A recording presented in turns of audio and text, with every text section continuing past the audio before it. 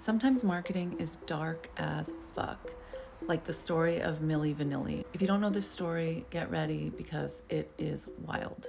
I'm LZ from Rara Creative Co., where we are obsessed with all things marketing.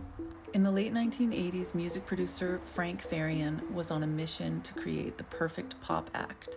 He discovered two performers, Rob Pilatus from Germany and Fabrice Morvan from Paris. They had the look, but not the voices. Session singers were used to create the debut album of Milli Vanilli, with Rob and Fab as the faces only.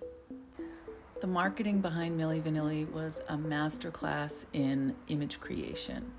Their album, Girl You Know It's True, was packed with pop hits, and Rob and Fab had flashy clothes and great dance moves and a lot of charisma.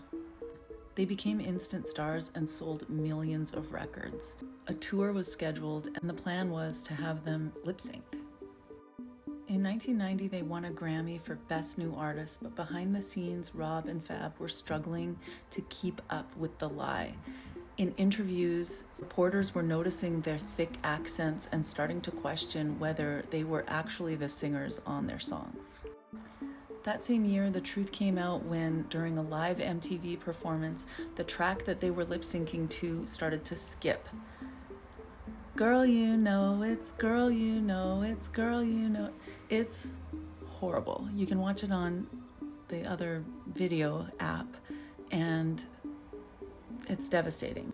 They're shocked, they don't know what to do, they run off stage, and it's embarrassing. Shortly after, they had to admit that they were not, in fact, singing on their records, and their Grammy was even taken from them. Amidst the public humiliation, Rob and Fab attempted to salvage what was left of their career. They actually were singers, but the record company didn't trust that they were good enough. So now, out on their own, they started their own group called Rob and Fab, and they released an album in the early 90s, trying to get back onto the charts. In 1998, after years of struggling with addiction and being in and out of jail, Rob Pilatus died of a drug overdose. A few years later, the real singers behind Milli Vanilli came out and started their own group called The Real Milli Vanilli and were lobbying to get their Grammy back.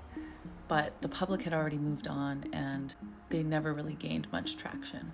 In 2021, director Brett Ratner had been set to make a biopic about the two of them. Fab actually sold his life rights to the movie company that was going to make it, but because of allegations against Brett Ratner, the movie halted production and has never been made. Because of the new Ryan Murphy series on Netflix called Monsters, which tells a very cheesy version of the Menendez brothers story, and the Menendez brothers are not happy with how this story is being told. One of their hit songs, Girl, I'm Gonna Miss You, is in this series and has caused a resurgence of interest in Milli Vanilli.